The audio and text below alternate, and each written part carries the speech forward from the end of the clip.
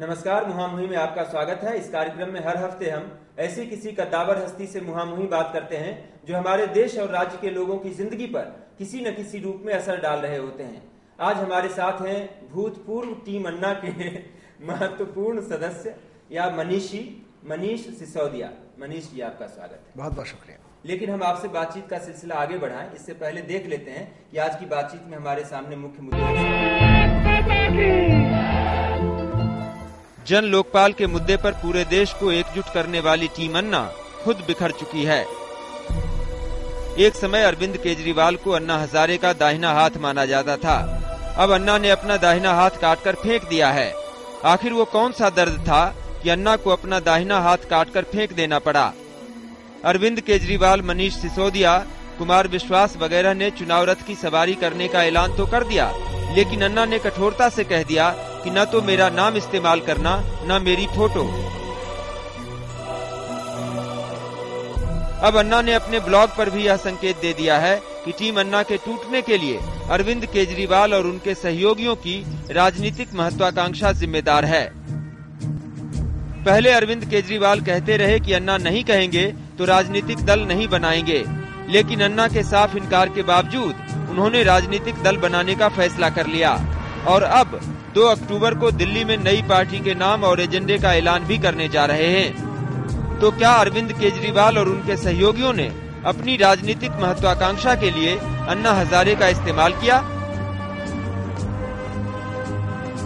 सवाल अन्ना की तरफ भी है कि अगर वो गांधीवादी हैं और गांधी के रास्ते पर चलने की वकालत करते हैं तो गांधी ने तो राजनीति को इतना अधम और अछूत नहीं समझा जितना अन्ना हजारे समझते हुए दिखाई दे रहे हैं। गांधी ने कांग्रेस पार्टी और नेहरू सरीखे उसके कई नेताओं को अपना संरक्षण दिया, लेकिन अन्ना हजारे अपने ही तैयार किए गए नायकों को दुरदुराते हुए दिखाई दे रहे हैं। क्या नेताओं को चोर कहने से काम चल जाएगा? सियासत को साफ करने के लिए क्या आसमान से फरिश्ते उतरेंगे? सवाल सैकड़ों हैं, लेकिन अभी सबसे प्रासंगिक सवाल ये है कि 2 अक्टूबर को टीम केजरीवाल जिस पार्टी का ऐलान करने जा रही है उसका घोषणा पत्र क्या होगा? देश के महत्वपूर्ण मुद्दों पर उसका स्टैंड क्या होगा? मनीष सिसोदिया टीम अन्ना से टूटी टीम केजरीवाल के सबसे महत्वपूर्ण सहयोगी हैं, पुराने मीडिया कर्मी हैं, पूरा देश घूमे हैं, महत्वपूर्ण राष्ट्रीय मुद्दों की उन्हें अच्छी समझ है। अगले 1 घंटे में जन लोकपाल से लेकर टीम अन्ना और टीम केजरीवाल तक से जुड़े हर सवाल का जवाब उनसे लेने की कोशिश करेंगे।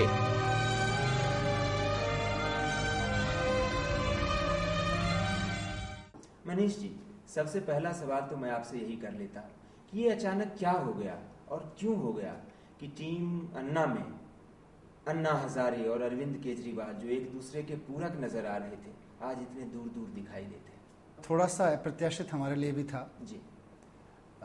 इतना हमने भी नहीं सोचा था। हम ये मानते थे कि अन्ना जी बार बार जो हमको कहते थे कि मैं कभी चुनाव नहीं लड़ूंगा, तो हम उसका अर्थ हमेशा यही निकालते रहे कि वो चुनाव लड़ने से मना कर रहे हैं। और लेकिन क्योंकि राजनीतिक विकल्प की बात तो सब तरफ से चल रही थी और अन्ना जी ने भी एक बार सहमति दी ही थी जंतर मंतर पे, तो हम उसका अर्थ यही निकाल रहे थे। लेकिन आगे आते आते अन्ना जी को लगा कि अभी ठीक नहीं है चुनाव लड़ना, शायद समय नहीं है अभी। हम कुछ साथियों का मानना था कि 2009 में ये समय नहीं था और 2019 तक भी शायद ही ये समय बचे कि चुनाव लड़के इस संसद की राजनीति को, विधानसभाओं की राजनीति को बदलने की शुरुआत की जा सके। एक बार में बदल जाएगा ऐसा नहीं है, पर शुरुआत की जा सके। 2019 अगर अभी इसका प्रयोग नहीं किया तो 2019 में उसका आधार खत्म हो जाएगा जी। यहाँ आके थोड़ा सा एक हम कह सकते हैं कि opinion of difference of opinion पैदा हुआ और यहाँ से फिर तय हुआ कि फिर अलग अलग रास्तों पे चल के एक ही लक्ष्य की तरफ चलते हैं। ये एक इसकी कहानी मनीष, लेकिन मन में संदेह देखिए पैदा होते हैं। अलग अलग रास्तों पर चलकर लक्ष्य एक ही है, मंजिल एक ही है, मकसद एक ही है, तो फिर इतनी एक हेट्रेड जैसी चीज क्यों है कि मेरी फोटो तक इस्तेमाल नहीं कर सकते, मेरा नाम तक नहीं ले सकते? सिर्फ जो है ये रास्तों का अलग अलग होना नहीं, मुझे लगता है कि हर तरह से अलग हो जाना है। हेट्रेड नहीं है जी। अन्ना जी के प्रति हमारे सबके मन में बहुत श्रद्धा है और हम पिता समान ही मानते हैं उनको। आज भी जब हम उनका नाम लेते हैं तो हमारे मन में उनके प्रति श्रद्धा पैदा होती है। अन्ना जी के मन में भी हेट्रेट नहीं है, पर क्योंकि वो चुनावी विकल्प नहीं जाना चाहते, तो उनको कहीं लोग ये ना कहें कि भाई अन्ना जी के नाम पे वोट मांगे जा रहे हैं, इसलिए उनका ये निर्देश है कि भाई मेरा फोटो या मेरा नाम यूज नहीं किया जाए। बाकी आप लोग चुनाव लड़ो। अब इस बात को तो कोई झुटला नहीं सकता ना कि ये आंदोलन अन्ना जी के द्वारा शुरू किया गया था, जिसका एक हिस्सा अब चुनाव में जा रहा है। इसको तो आप चाह के भी अलग नहीं कर सकते। आगे सावधानी ये जरूर रख सकते हो। और मुझे थोड़ा सा इसमें भी एक अपॉर्चुनिटी दिखाई दे रही है, शायद हमें और बड़ी चुनौती के लिए तैयार कर रहा है वक्त, क्योंकि अन्ना जी के नाम का इस्तेमाल करते हुए या खुद अन्ना जी अगर साथ रहते तो थोड़ी सी, इस पॉलिटिक्स में अभी आसान नहीं है पर थोड़ी सी आसान होती, पर हम शायद उससे बड़ी चुनौती के लिए तैयार रहें 1.5 साल पहले ही। और अगले 1.5 साल में जो हमें मेहनत करनी है, हमारे तमाम साथियों को मेहनत करनी है, वो उससे कई सौ गुना ज्यादा हो गई है। तो करेंगे, एक बड़ी चुनौती हमारे सामने है। नहीं, लेकिन मनीष, एक चीज मुझे लगता है, अन्ना हजारे कहते हैं कि वो गांधी के रास्ते पर चलते हैं। गांधी ने भी जो है पॉलिटिकल पार्टी बनाने के खिलाफ तो कभी वो रहे नहीं। पॉलिटिकल पार्टी को उन्होंने अपना संरक्षण दिया, उन्होंने अपनी छांव में कई सारे नेताओं को पैदा किया। सारे नेहरू से लेकर तमाम जो उस दौर के लीडर्स थे, सब गांधी की छांव में पैदा हुए। तो अगर अन्ना हजारे गांधीवादी हैं तो उनको एक पॉलिटिकल पार्टी फॉर्म होने में और अरविंद केजरीवाल, मनीष सिसोदिया, इन सब लोगों को अपनी छांव में संरक्षण देने में प्रॉब्लम तो नहीं होनी चाहिए। बात कुछ और है जिसको आप छिपा रहे हैं। नहीं, छिपा नहीं रहे, कायदे में ऐसा नहीं होना चाहिए था। और हमने जब अन्ना जी से बात की थी तो हमें ये भी लगता है कि इस देश में आजादी का जो आंदोलन था वो भी एक पार्टी ही चला रही थी, जिसका नाम कांग्रेस पार्टी था। और कई वर्षों तक उसने लगातार सक्सेस, वो कांग्रेस पार्टी चुनाव भी लड़ती थी और कांग्रेस पार्टी सड़क पे उतर के आंदोलन भी करती थी। तो यही प्रारूप हमारे मन में भी है, यही आइडिया हमारे मन में भी है।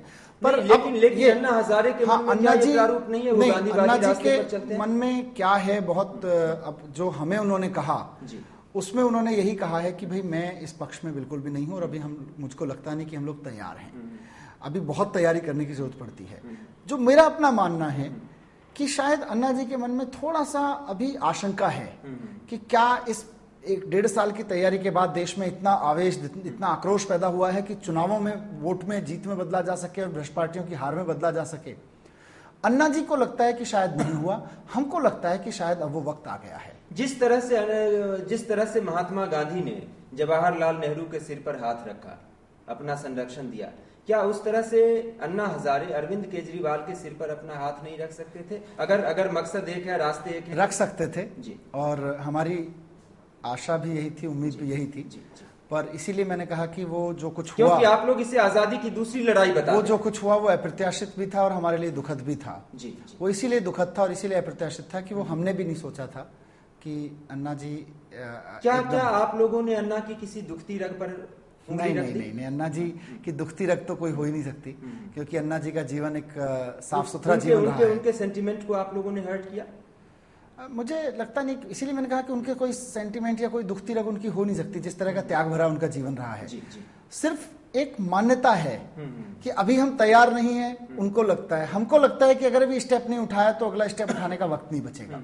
यही डिफरेंस ऑफ ओपिनियन है। और ये शायद आने वाले वक्त में जब हम तैयारी कर लेंगे, बिहार में तैयारी कर लेंगे, यूपी में तैयारी कर लेंगे, दिल्ली में तैयारी कर लेंगे, तो उसके बाद शायद हम ये भी उम्मीद करते हैं कि अन्ना जी को लगेगा कि ये तो तैयारी कर ली इन लड़कों ने, अब ठीक है, वक्त है। नहीं मनीष, एक चीज जो पूरे देश में एक परसेप्शन बना कि अरविंद केजरीवाल के सिर पर अन्ना हजारे का हाथ है और अरविंद केजरीवाल अन्ना हजारे के दाहिने हाथ हैं। कोई अपना दाहिना हाथ यूं ही क्यों काट कर फेंक देगा?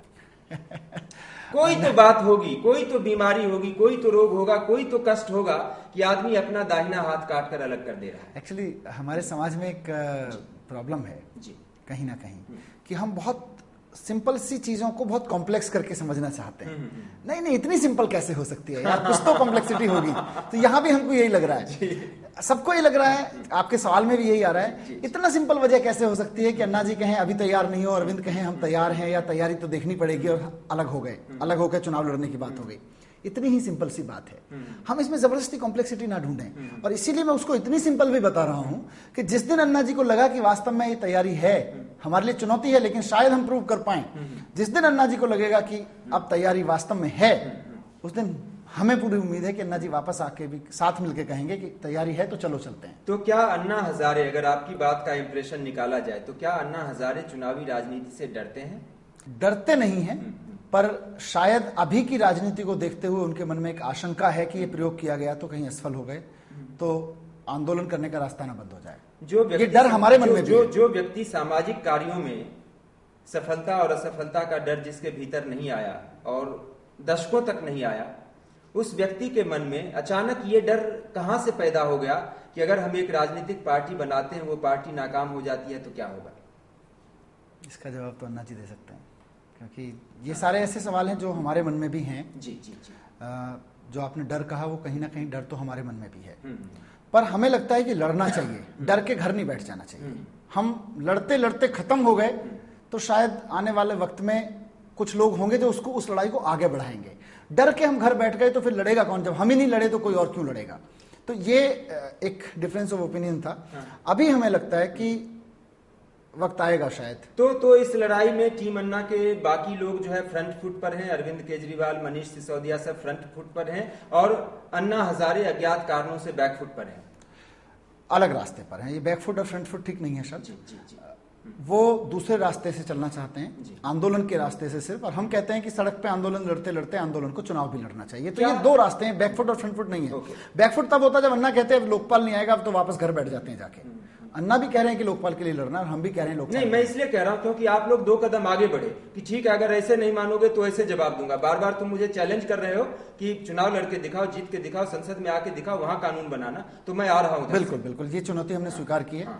और अब अन्ना हजारे इस चुनौती को स्वीकार करने के लिए तैयार नहीं है। अन्ना जी इसको रास्ते को भी ठीक नहीं मानते हैं। ठीक नहीं मानते? क्या अन्ना हजारे को बाबा रामदेव ने भरमाया? ये तो अन्ना जी बता सकते हैं कि उनको किसी ने भरमाया या उनके अपने मायने में है, पर जो हम जानते हैं, जो अन्ना जी ने वजह बताई वो यही है। क्योंकि पिछले 1.5 साल से, मुझे लगता है कम से कम 1.5 साल से पूरा देश जान रहा है, तो कम से कम पिछले 1.5 साल से तो आप लोग 24 घंटे इकट्ठा रहे हैं, तो आप लोग तो सारी चीजें जानते होंगे मनीष जी। इसीलिए हमारे लिए भी अप्रत्याशित है, जो कुछ हुआ वो हमने सोचा नहीं था। ये रामदेव ने भरमाया, ये सवाल हमारे मन में इसलिए पैदा होता है क्योंकि रामदेव और अरविंद केजरीवाल का जो मतभेद है वो सार्वजनिक रूप से मंच पर सामने आ गया था। तो क्या लगता है आपको, अरविंद केजरीवाल के खिलाफ, बाकी टीम के सदस्यों के खिलाफ रामदेव ने अन्ना हजारे को भरमाया? एक्चुअली रामदेव जी ने भरमाया या अन्ना जी रामदेव जी के कहने पे भरमाए गए, इसका सही और सटीक जवाब तो उन्हीं से मिल सकता है।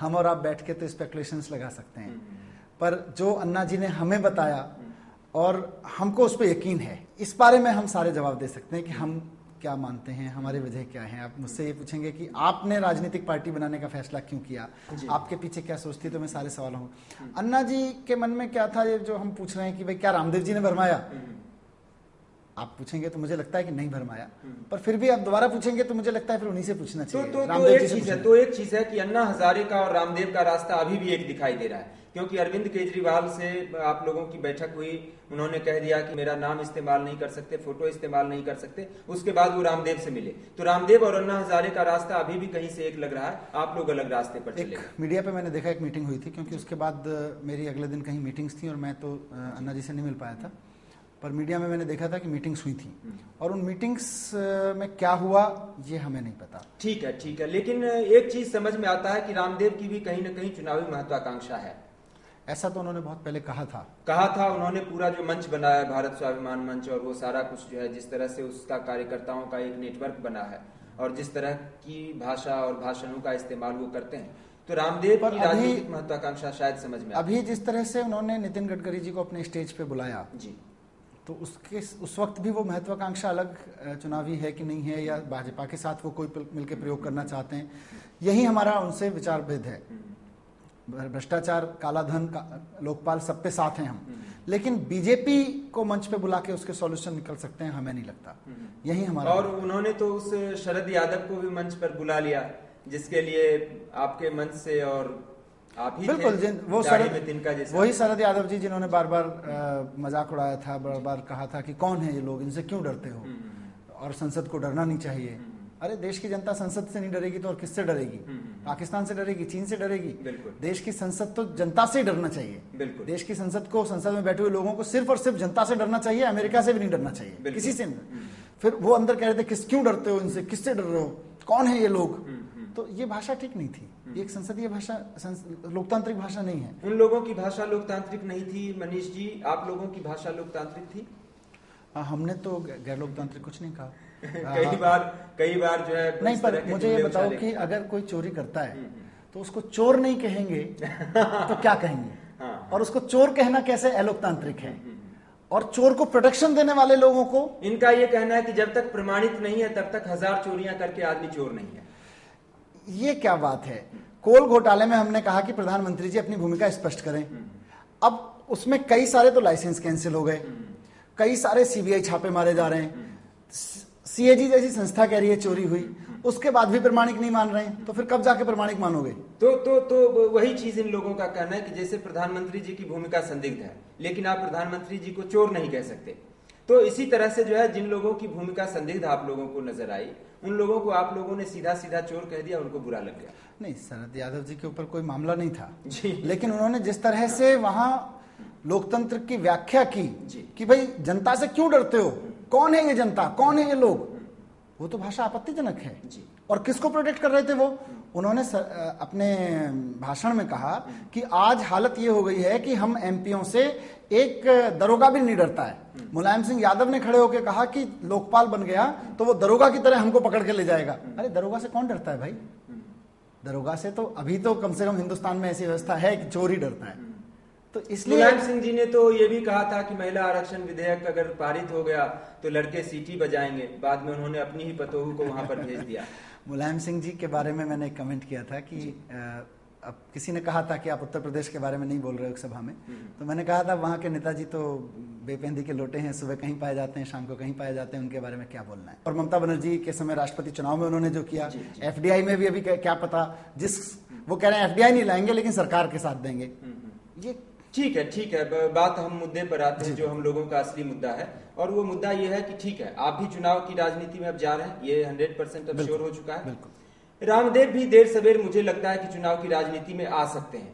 तो रामदेव का गोल और आप लोगों का गोल एक ही है। जब दोनों चुनाव की राजनीति में जाएंगे तो क्या आप लोग अलग अलग लड़ेंगे?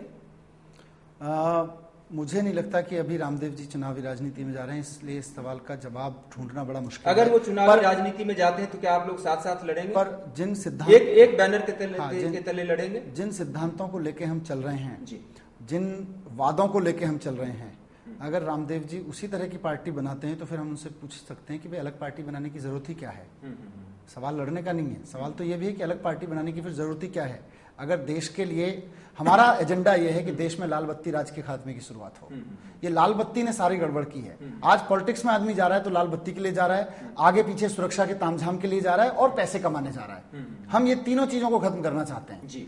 तो अगर रामदेव जी का भी एजेंडा वही है तो हम उनसे पूछेंगे कि भाई अलग पार्टी बनाने की जरूरत क्या है।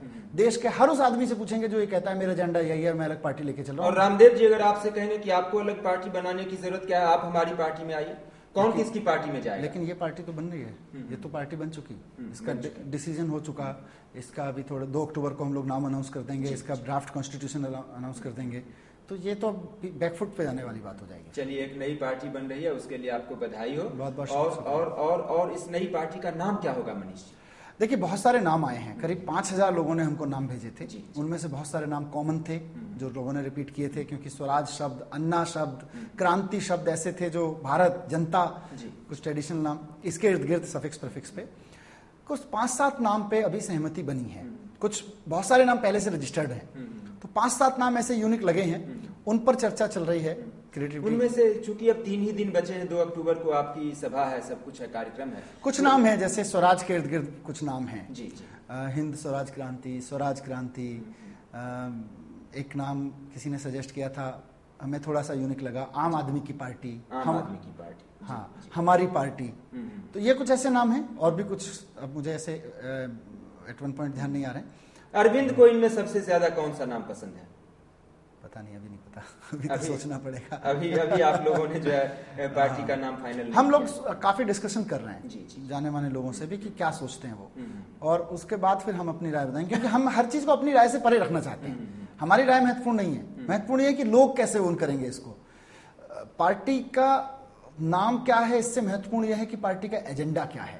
जो बार बार ये कहते हैं कि भाई आज इतनी सारी पार्टियां हैं, एक और पार्टी बन जाएगी, वहां हम हैंग ऑन करना चाहते हैं कि यहां आके बात करो। क्या होगा आपका एजेंडा, क्या होगा आपका घोषणा पत्र? सबसे पहले एक बड़ी चीज तो ये होने वाली है कि इसकी पाई पाई का खर्चा हम जनता के बीच रखेंगे। आज 20,000 से ऊपर कौन किसको दे रहा है, ये थोड़ा थोड़ा डोमेन में रखते हैं, वो कहाँ खर्च हुआ है तो बताते ही नहीं है। इनकम टैक्स से सूचना अधिकार में नहीं मिलती है सारी चीजें। हम हर चीज को पब्लिक डोमेन में रखेंगे, एक एक रुपए का कहाँ से आया वो बताएंगे। दूसरी बात, हम ये दावा कर रहे हैं कि जो कैंडिडेट होंगे, आज जहां से टिकट मिलता है जीतने के बाद आदमी उधर ही अकाउंटेबल रहता है। सोनिया गांधी टिकट रहती है तो वो जो एमएलए या एमपी है वो सोनिया गांधी के प्रति अकाउंटेबल रहता है, अपने इलाके की जनता के प्रति नहीं। हम इस कॉन्सेप्ट को बदल रहे हैं। हम कह रहे हैं कि आप जनता से टिकट लेके आओ, उस इलाके के कार्यकर्ता और जनता से टिकट लेके आओ, उसके बाद हम आपको सपोर्ट करेंगे, उसके बाद आप हमारे कैंडिडेट, इस पार्टी के कैंडिडेट बनोगे। दूसरी चेंज ये है, तो इसलिए वो वहां के लोगों के प्रति अकाउंटेबल होगा या होगी। तीसरी बड़ी चीज ये है कि जब वो जीतेगा या चुनाव लड़ेगा तो जनता में एफिडेविट देगा एक कैंडिडेट कि अगर मैं इस प्रयोग में जीता तो मैं जिंदगी भर लाल बत्ती की गाड़ी में नहीं बैठूंगा, मैं उतनी ही सुरक्षा लूंगा जितनी मेरे इलाके के आम आदमी को उपलब्ध है। अब आम आदमी को तो एक भी सिपाही उपलब्ध नहीं है, तो यानी कि वो एक भी सिपाही नहीं रखेगा सुरक्षा का। बड़े बड़े सरकारी बंगलों में नहीं रहूंगा। 5 साल एमएलए या एमपी रहने के बाद ये जो प्रिविलेजेस लेते हैं, पेंशन, हवाई टिकट, यात्रा टिकट, कोई सुविधा नहीं लूंगा। और अगर सत्ता में आया, ये तो हुआ जीतने की बात, सदन में आने की, और अगर सत्ता में आया तो सत्ता में आने के 15 दिन के अंदर, 20 दिन के अंदर अंदर जन लोकपाल कानून, right to reject, right to recall, पंचायतों में ग्राम सभा को अधिकार देने के कानून, इसी तरह से नगर सभा और लैंड एक्विजिशन एक्ट, आज जो जमीन छीनी जा रही चारों तरफ अंग्रेजों के कानूनों से, लैंड एक्विजिशन एक्ट, ये 5 कानून हम 20 दिन के अंदर बनाएंगे। इससे देश बदलेगा। देश भ्रष्टाचार के खिलाफ सिर्फ हाय हाय करने से नहीं बदलेगा, नाम रखने से नहीं बदलेगा कि भ्रष्टाचार विरोधी हम कर देंगे। इन कानूनों से देश बदलेगा। मनीष, लेकिन इन सारी चीजों को करने के लिए आपको 3/4 बहुमत चाहिए, और हमें उम्मीद है कि 3/4 बहुमत मिलने जा रहा है। क्योंकि जिस तरह की उम्मीद मैं देख रहा हूँ चारों तरफ से, मैं 2 दिन से बिहार में घूम रहा हूँ, लोगों से बात कर रहा हूँ, बिहार के जिले जिले से लोग आए हैं, वो अपने जिले के बारे में बता रहे हैं। आज अभी तो हमने पार्टी वहां बनाने के काम नहीं शुरू किया, लेकिन वहां का नौजवान साथ में है। हम अपनी पार्टी में एक बड़ी चीज, क्या आप लोगों ने कोई सर्वे किया है, कोई ऑथेंटिक सर्वे किया है, या सिर्फ फेसबुक और इंटरनेट की वेबसाइटों पर सर्वे करके आप लोग संतुष्ट हो गए? देखिए, एक तो मैं एक चीज थोड़ी सी छोड़ के पहले उसको पूरा कर दूं कि हमारी पार्टी में जो हम पार्टी का स्ट्रक्चर बना रहे हैं, उसमें हर स्तर पर, जिला टीम में, राज्य टीम में और केंद्रीय टीम तक में 25% जगह स्टूडेंट्स को होगी। कम से कम 25% स्टूडेंट होने चाहिए। आज सोनिया गांधी के साथ कोई स्टूडेंट बैठ के बात नहीं कर सकता। इस पार्टी की पॉलिट ब्यूरो या नेशनल काउंसिल जो होगी, उसमें 25% स्टूडेंट बैठ के सेम टू सेम वहां बैठ के पॉलिसी पे बात कर रहे होंगे, पूरा डिस्कशन कर रहे होंगे।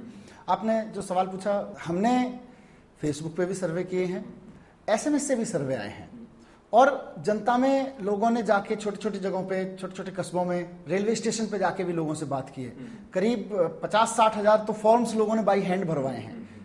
नहीं, 50-60 हजार नहीं, मुझे लगता है 1 लाख के करीब, और 3-4 लाख हमारे पास SMS आए हैं। फेसबुक, इस तरह से जाके 6-7 लाख का डेटा हमारे पास इकट्ठा हुआ था। उस डेटा के आधार पे हम कह रहे हैं 125 करोड़ लोगों का देश, 60 करोड़ से ज्यादा मतदाता, 5-7 लाख लोगों के सर्वे कुछ भी नहीं है, वास्तव में कुछ नहीं है। क्योंकि इसीलिए आज तक हमारे देश में जितने सर्वे होते हैं, जितने वो होते हैं, 10,000 15,000 सैंपल पे होते हैं, 5 लाख उससे बहुत बड़ा है। लेकिन फिर भी 121 करोड़ के देश में कुछ नहीं है। आने वाला वक्त बताएगा। भ्रष्टाचार से दुखी हर आदमी बदलाव चाहता है, और हम ये नहीं कह रहे कि हम बदल देंगे, पर हम ये कह रहे हैं कि ऐसी व्यवस्था कर देंगे कि आप बदल सको। अन्ना, देखिए, आपसे अलग हो गए, फिर भी मैं आप लोगों को टीम अन्ना कह रहा हूं, और आपको ये पता है कि जो भारत का टीम धन्ना है, जो भारत का टीम धन्ना है, वो टीम अन्ना को कभी कामयाब होने नहीं देना चाहेगा। तो टीम धन्ना को तो आप अलग कर दीजिए, वो आपको वोट देने नहीं जा रहा। और उसके बाद जो बिल्कुल निचले पायदान पर है, जहां तक अवेयरनेस नहीं है, जहां पर इंटरनेट, फेसबुक, टेलीविजन की पहुंच नहीं है, अखबारों की पहुंच नहीं है, जहां तक मनीष सिसोदिया का भाषण नहीं पहुंचता है, क्या उस आबादी से आपने जो एक संवाद कायम होना चाहिए वो किया है? इसी के लिए मैं बिहार में आया हूँ जी।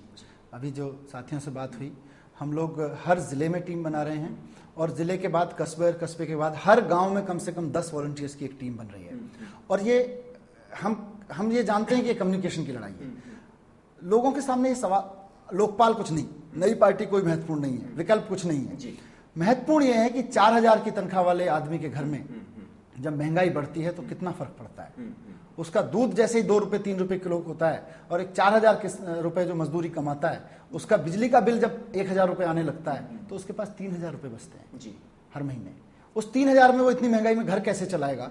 और उसमें भी उसको अगर एक बर्थ सर्टिफिकेट बनवाना हो तो रिश्वत देनी पड़ती है 500 रुपए। आपकी सारी बातें और टीम अन्ना की सारी बातें जो है एक मध्य वर्ग के नौजवानों को कन्विंस करने वाली बात है, एक गांव के मजदूर को भी करती है। किसान को भी जब 3,000 की अर्निंग वाले किसान से 500 रुपए रिश्वत मांगी जाती है तो उसको भी अपील करती है। बात सिर्फ उस तक पहुंचने की है और हम गांव-गांव में 10-10 तो 15-15 लोगों की टीम बना के उस तक पहुंच रहे हैं। अभी तक आपकी पहुंच सिर्फ मध्य वर्ग तक है, ये आप मानते हैं? ऐसा नहीं है, क्योंकि गांव-गांव से भी लोग आ रहे हैं। मैं हिमाचल प्रदेश में गया था और उसके बहुत एक पहाड़ी के रिमोट के इलाके में जाके मैंने लोगों से बात की और यही आपका सवाल जानने के लिए मेरे मन में भी जिज्ञासा थी। वहां लोग आंदोलन को जानते हैं और वहां अन्ना को तो जानते ही थे, ये भी जानते थे कि ये भ्रष्टाचार के खिलाफ लड़ाई लड़नी चाहिए। ये स्वीकृति गांव-गांव तक कितनी है कि अन्ना नहीं तो पार्टी है कि नहीं है या सपोर्ट है कि नहीं है, अभी ये सवाल का जवाब मिलना बाकी है। आपकी पार्टी का अध्यक्ष कौन होगा मनीष? हमारी पार्टी में अध्यक्ष होगा ही नहीं। क्या होगा? टीम होगी, काम होगा। आज राजनीतिक पार्टियों के पास पोलित ब्यूरो होगा। पोलित ब्यूरो जैसा कुछ कह सकते हो, पर अभी आमतौर पे पोलित ब्यूरो थोड़ा सा ठीक नजदीक का शब्द है या नजदीक की कॉन्सेप्ट है, शब्द तो कुछ भी हो सकता है। आज पार्टियों में पद हैं, इतने अध्यक्ष, इतने उपाध्यक्ष, इतने महासचिव, काम नहीं है। किसी से पूछो महासचिव क्या करता है, पार्टी के कार्यकर्ता को पता नहीं। हम उलटना चाहते हैं, हम कहना चाहते हैं कि लोगों को यह पता होना चाहिए ये वाला काम कौन करता है, ये वाले पद से कौन सा काम जुड़ा है, इससे मतलब नहीं है। तो मैं आज यहां भी बात कर रहा था, हमने बिहार की एक टीम बनाई है छोटी सी, तो वहां हमने कोई कोऑर्डिनेटर शब्द नहीं दिया, हमने अध्यक्ष सचिव शब्द नहीं दिया। हमने पूछा कि इसमें से 15 लोगों में से क्लर्की कौन करेगा। क्लर्की माने सुबह सुबह फोन करना, उनके नोट्स बनाना, सबको ईमेल करना, ये काम कौन करेगा? ये तो क्लरिकल काम है। अब बताओ इस टीम का क्लर्क कौन होगा? मनीष सिसोदिया, अभी तक देखिए आप लोग कार्यकर्ता हैं, कल चुनाव जीतने के बाद आप लोग भी नेता नहीं हो जाएंगे, इस बात की क्या गारंटी? बहुत बढ़िया, मैं चाहता था आप ये सवाल मुझसे पूछें, क्योंकि ये एक बड़ा सवाल है जनता के बीच में। देखिए, आप कभी भी इस बात की गारंटी नहीं ले सकते कि मनीष सिसोदिया बेईमान नहीं होंगे, गारंटी नहीं हो सकती। आज मैं कितना ही दावा करूं कि नहीं नहीं साहब मैं तो बहुत संत हो गया हूं, अब मैं सबसे ऊपर उठ गया हूं, कल क्या परिस्थिति आएगी, कौन सी परिस्थिति मुझे बेईमान करेगी, मैं आज दावा नहीं कह सकता।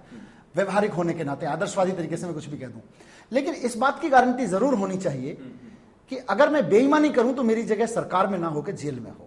इस बात की गारंटी ली जा सकती है। जैसे सड़क पे आप गारंटी नहीं ले सकते कि कोई आदमी रैश ड्राइविंग नहीं करेगा, इस बात की गारंटी हो सकती है कि कोई गलत ड्राइविंग करेगा तो उसका चालान कटेगा और उसका लाइसेंस रद्द हो सकता है, इस बात की तो गारंटी ले सकते हैं। वैसे ही सरकार में आने वाला व्यक्ति भ्रष्ट नहीं होगा, इसकी गारंटी नहीं ली जा सकती।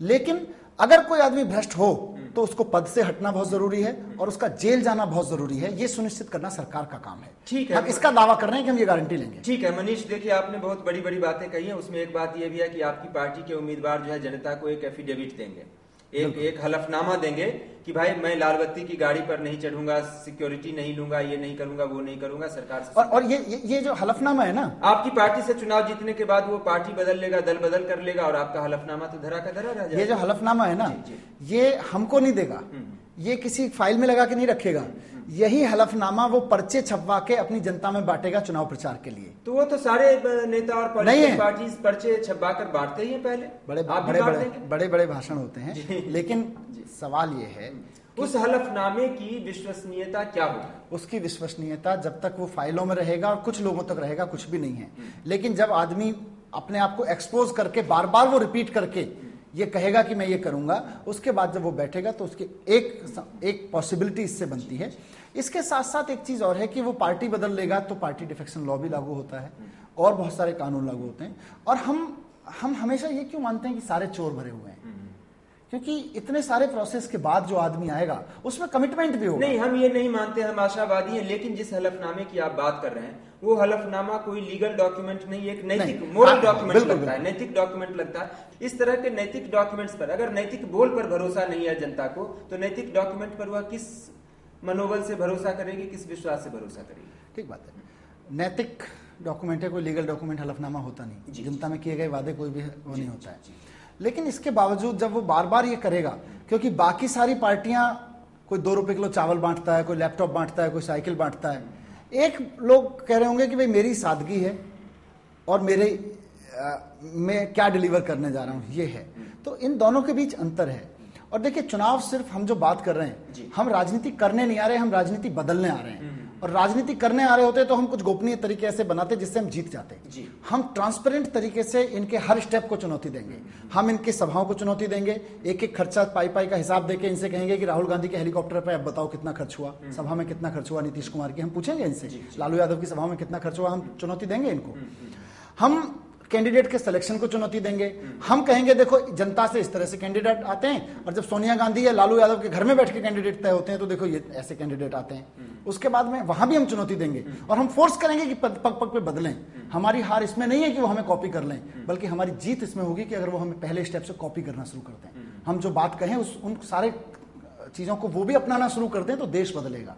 और अंत में फिर प्रोमिसेस, वो प्रोमिस करेंगे 2 रुपए किलो चावल की भीख के, हम प्रॉमिस करेंगे कानून के, तो वहां हम चुनौती देंगे कि आप कानून नहीं लाना चाहते, आम आदमी को कमजोर और भिखारी बन के रखना चाहते हो, ये राजनीति ठीक नहीं है। मनीष, क्या आपको नहीं लगता कि इन बड़ी बड़ी बातों के बीच कुछ छोटी छोटी बातें जिसका आप खुद जिक्र कर रहे हैं, चुनाव में महत्वपूर्ण भूमिका में आ जाती हैं वो बातें? आप देखिए कि जैसे 2 रुपए किलो चावल का है, समाज में एक तबका ऐसा है कि 2 रुपए किलो चावल पे वोट डाल देगा, आपकी बड़ी बड़ी बातों पे वोट नहीं डालेगा। बिल्कुल डालेगा, लेकिन 2 रुपए किलो चावल का सच भी अब देश के सामने आने लगा है। सबको पता लगने लगा है कि 2 रुपए किलो चावल के पीछे कितना बड़ा भ्रष्टाचार है। ये जो लैपटॉप मिलता है, जो साइकिल मिलती है, इसके पीछे कितना भ्रष्टाचार है। साइकिल खरीदी गई तो कहां से खरीदी गई, कितने में खरीदी गई, कितने की सप्लाई हुई, कितने का कमीशन आया, देश के सामने आया ही नहीं, साइकिल आ गई। तो अब लोगों को ये समझ में आने लगा है धीरे धीरे, हम ये बात रखेंगे लोगों के सामने कि भैया साइकिल लो, आपके पैसे से आ रही है, लेकिन साइकिल के खरीदने में भ्रष्टाचार मत होने दो। राशन खरीदो, आप लोगों को सपना देंगे, वो साइकिल दे देंगे, तो वो आपके सपने की सवारी करेगा या साइकिल की सवारी करेगा? दोनों तरह के लोग हैं देश में, जो साइकिल भी लेना चाहते हैं वो भी होंगे, लेकिन इस देश में बड़ी संख्या ऐसे लोगों की है जो दुखी आ चुके हैं इस राजनीति से और वो बदलना चाहते हैं। वो इस विकल्प के साथ खड़े होंगे, वो इस विकल्प को ओन करेंगे। मनीष, आपकी बातों में एक मजबूती दिखाई दे रही है। हम आपसे बातचीत का ये सिलसिला जारी रखेंगे, लेकिन अभी वक्त है एक ब्रेक का। ब्रेक के बाद लौटेंगे तो मनीष से पूछेंगे कुछ और पहले सवाल, सीधे सवाल, नुकीले सवाल, साथ ही वो चंद सवाल जिनके जवाब हम सिर्फ हाँ या नहीं में लिया करते हैं।